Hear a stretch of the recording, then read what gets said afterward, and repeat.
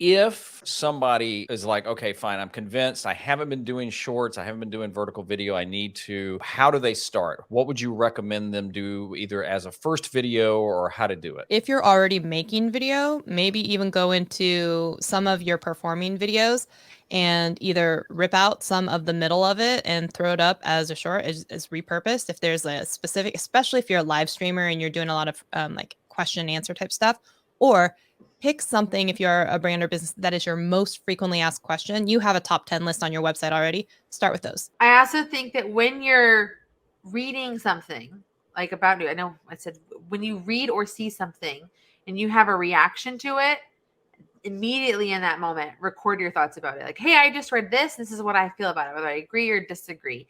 And I think that that's a really great way for you to kind of create something impulsively, but raw and reactive and emotional. That's what really works really well within a social space. So for example, I have a video I post up on my YouTube shorts that was like how to make $35,000 a month from Facebook. Like, well, that's about the bonus program and you have to apply for it and you have to, do all this stuff. And so I talked about that in a short and like why they need to do it and how they do it. It's very easy and simple and to the point. I reacted to it because it's something that was highly searched. I was doing my vidIQ keyword searches and it was like one of the top, like I had one of the highest scores I had seen on my thing in forever. So I was like, all right, I guess I need to do this. And I just recorded it, put it up, and it went up and it's my top performing video right now.